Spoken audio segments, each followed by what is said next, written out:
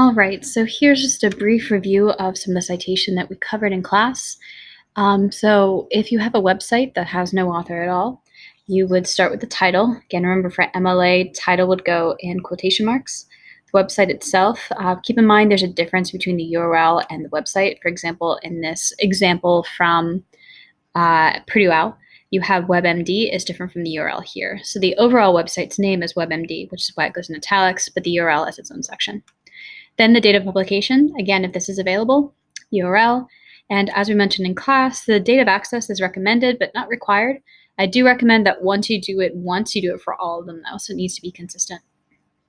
Now, if you have an author, just like before, it's last name, first name, title goes in quotation marks, main website goes in italics. Okay, and like I said, these two examples are from Purdue OWL. Now, if you go down here, this is a little more formal in terms of an academic journal.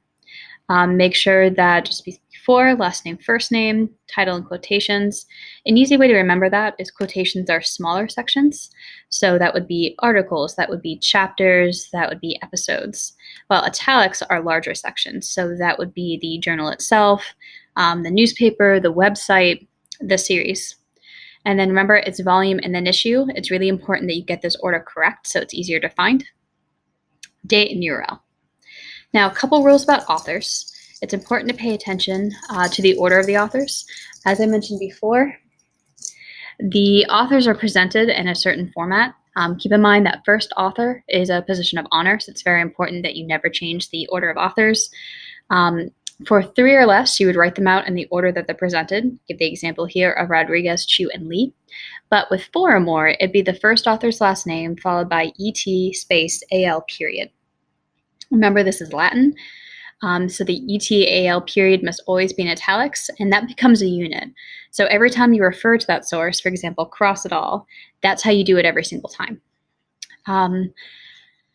In some cases, some prefer to do, if you have 3 authors, they'll do the first author and an L as well. It's just very important you keep it consistent. It's also really important that you always follow the formatting. So if you have an author, you should always cite by the author, because that's how we're going to find it in the works cited page. Only if you don't have an author do you move on to the other sections. So if you have no author, you can cite the title, same as in your works cited page. In your in-text citation, the title should have quotation marks. As I note here, you may shorten it within the essay, but it has to be very clear what source is what. I've had students who did ADHD, for example, as their topic, but the majority of their sources were then called ADHD something. So it's really important that if you do use a shortening of the title, that you make sure that it is obvious which citation you're referring to. It's only when you're citing multiple pages from one website that you would cite the website's name italics for your in-text citation. Otherwise, that would go in the works cited page at the end.